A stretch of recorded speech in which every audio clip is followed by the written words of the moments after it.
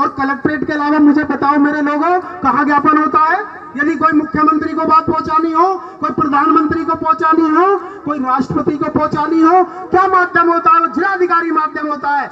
लेकिन जिलाधिकारी वहां नहीं आया, और जैसे ही हमारे नौजवान कलेक्ट्रेट पर पहुंचे, उनके सीने पे सीधे आंसू गैस के गोले दागे गए, उनके सीने पर सीधे रबड़ की गोलियां चलाई गई। हो गया, हमारे लोगों की गाड़ी टूटी है, हमारे बुजुर्गों का स्वाभिमान टूटा है, हमारी महिलाएं बहनों को घर में घुस के मारा गया है। भाइयों मेरे दोस्तों, ये वक्त बहुत नाजुक है और हम पर हमले दर हमले हैं, और दुश्मन का दर्द यही तो है, हम हर हमलेबाज संभले हैं। अधिकारों के प्रति जागने लगा है, अपने कुरीतियों को दूर करने के लिए पंचायत करने लगा है, अपनी संस्कृति और अपने इतिहास के लिए उन लोगों ने एकता दिखाई है, और उसी का परिणाम था 25 अक्टूबर में 50 से 60-70 हजार लोग इकट्ठा हुए, अपनी एकता दिखाने के लिए, अपनी हिस्सेदारी के लिए, अपने को राजनीतिक प्रतिनिधित्व सुनने, जो मेरी कौम को, मेरे समाज को हाशिए पर छोड़ दिया गया मध्य प्रदेश के अंदर और देश के अंदर, उसके लिए समाज इकट्ठा हुआ था। लेकिन क्या हुआ? जब आकाश गुजर पे एनकाउंटर करा गया, एक अधिकारी ज्ञापन लेने नहीं आया। रवि भाई बैठिए, रवि भाई। एक अधिकारी उनके घर नहीं गया, आंसू पोंछने नहीं गया, किसी टीवी डिबेट पे बहस नहीं चली, किसी ने संज्ञान नहीं लिया। जब 5 लोग मुरैना में एक फैक्ट्री में जहरीली गैस से मारे गए, कोई नेता उनके घर नहीं पहुंचा, कोई सरकार का आदमी नहीं पहुंचा, कोई अधिकारी नहीं पहुंचा।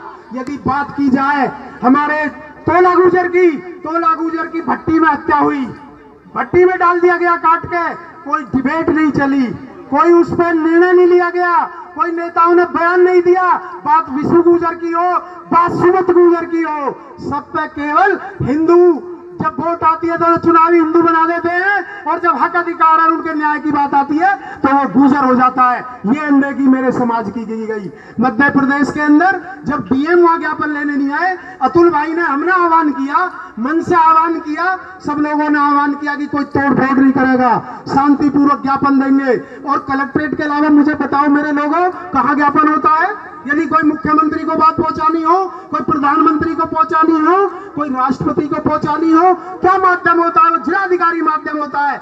लेकिन जिलाधिकारी वहां नहीं आया, और जैसे ही हमारे नौजवान कलेक्ट्रेट पर पहुंचे, उनके सीने पे सीधे आंसू गैस के गोले दागे गए, उनके सीने पर सीधे रबड़ की गोलियां चलाई गई, बच्चों का खून निकलना शुरू हो गया। यदि किसी ने क्रिया की प्रतिक्रिया कर दी, एक आध गाड़ी तोड़ दी, तो उससे क्या बुरा हो गया? हमारे लोगों की गाड़ी टूटी है, कम से कम 500 लोगों के वाहन टूटे हैं, हमारे बुजुर्गों का स्वाभिमान टूटा है, हमारे बुजुर्गों की टांग टूटी है, हमारी महिलाएं बहनों को घर में घुस कर मारा गया है। ये जातीय अत्याचार मध्य प्रदेश में हुआ है, कुछ जातिवादी अधिकारियों के द्वारा, कुछ जातिवादी नेताओं के द्वारा। आप कह सकते हैं सिपाही राजपूत, मैं नाम लेना कोई दिक्कत नहीं है विशेष जाति का, वहां पे सिपाही से लेके, थानेदार से लेके, सीओ से लेके, एसपी से लेके, डीएसपी से लेके और डीएम से लेके, जाति विशेष के लोगों ने एक पूरी रात ऐसा चक्कर चलाया कि हमारे एक एक गांव में जा जाके निजी वाहनों को उठा के तोड़ा गया, जिसमें गुजर लिखा हुआ था उसको तोड़ा गया। एक नाम यदि कोई रिपोर्ट में लिख दिया, 50 लोगों से पैसे वसूले गए, 50-50 लाख रुपए। और उन्होंने जाके ये कह दिया, यदि पुलिस विभाग में भी गुर्जर समाज के SC ST OBC के अधिकारी थे, उनको लाइन में भेज दिया गया, कोई गिरफ्तारी में कोई नहीं भेजा गया ताकि वो अपना तांडव कर सके। मेरे भाइयों, मेरे दोस्तों, ये वक्त बहुत नाजुक है और हम पर हमले दर हमले हैं, और दुश्मन का दर्द यही तो है, हम हर हमलेबाज संभले हैं। हमारे आरक्षण पर हमला हुआ, यही भारतीय जनता पार्टी की सरकार जम्मू कश्मीर के अंदर हमारे 10% आरक्षण को बंदरवाट कर देती है। जो मुस्लिम गुजर वहां पर सीने पे गोली खाता है, देशभक्त कहलाता है, देश की सेवा करता है। राजस्थान के 73 गुजर भाई जिन्होंने आरक्षण के लिए सीधे उनके सीने पे गोली उन्होंने मारी, इसी सरकार ने, लेकिन आज तक 9वीं सूची में किसी ने डाला तो नहीं। किसी ने आरक्षण तो दिया नहीं। हिमाचल के जो हिंदू गुजर थे उनके 7.5% आरक्षण में इन्होंने उन्हीं स्वर्ण जाति के लोगों को, उन्हीं कुछ 10% लोगों को उसमें बंदर बांट कर दी। यदि हम अपने इतिहास की बात करें, ना हमारा आरक्षण छोड़ेंगे, ना हमारे अधिकार छोड़ेंगे, ना हमारा इतिहास छोड़ेंगे। सारी वेबसाइट से से हमारा इतिहास मिटाया जा रहा है इसी भारतीय जनता पार्टी की सरकार में। कैथल दादरी में क्या हुआ सबे पता है, सहारनपुर में क्या हुआ परमिशन निधि सबे पता है, कैथल में क्या हुआ सबे पता है। और मध्य प्रदेश के अंदर हमारे महापुरुष गुर्जर सम्राट वीरभोज, जो पूरे देश की करोड़ों लोगों की आस्था का विषय है, उनको टीन में कैद कर रखा है। सारे सबूत हम पे मौजूद है, पुरातत्व विभाग में सारा रिकॉर्ड मौजूद है, सारे ताम्रपत्र, शिलालेख, अभिलेख, आपकी पीएचडियां, आपके तमाम जो विदेशी यात्री आए उन्होंने भी कहा ये गुर्जर राजा थे। जो दुश्मन राजा से जिनसे युद्ध हुए उन्होंने भी कहा ये गुर्जर राजा थे।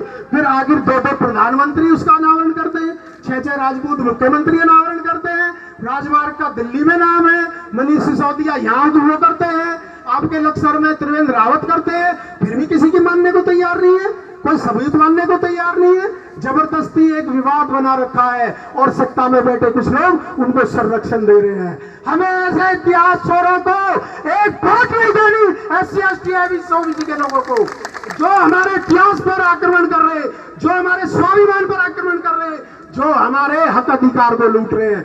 यही एक कारण हुआ था मध्य प्रदेश में। अब हमने 70,000 लोगों ने हाथ उठाकर एक आह्वान किया था, उसी आह्वान का ये दर्द हुआ जो गुर्जर समाज को तोड़ने का काम किया गया, उनके मनोबल को तोड़ने का काम किया गया, उनके अभी कभी मध्य प्रदेश का समाज इकट्ठा ना हो।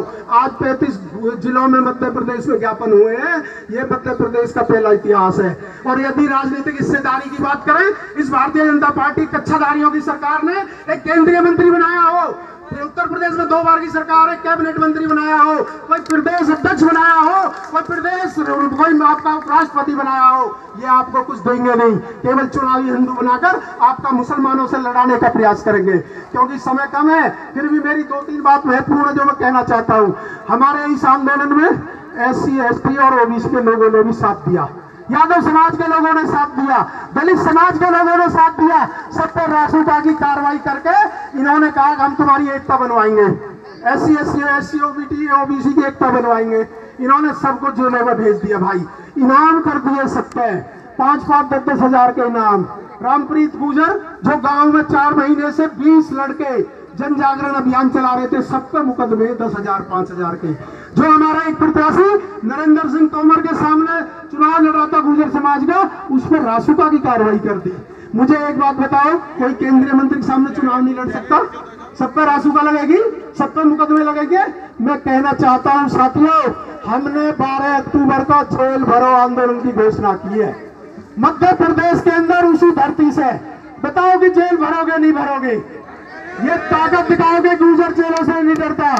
यदि मैं अपनी बात करूं, मैं ना डरूंगा, ना रुकूंगा, ना थमूंगा, ना थकूंगा।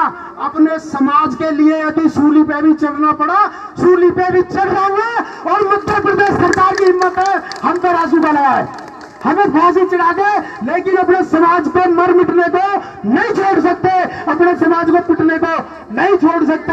हाँ, कल हमारे युवा साथियों ने एक ट्विटर ट्रेंड रखा है, ग्वालियर चलो जेल भरो। सभी साथी सोशल मीडिया पर उसका सहयोग करें। 8 बजे से पूरे देश के युवाओं ने हमारा ये वो भरा है और डॉक्टर रूपेश बैठे हैं वहां पर। मध्य प्रदेश में 144 धारा लगा दी गई है।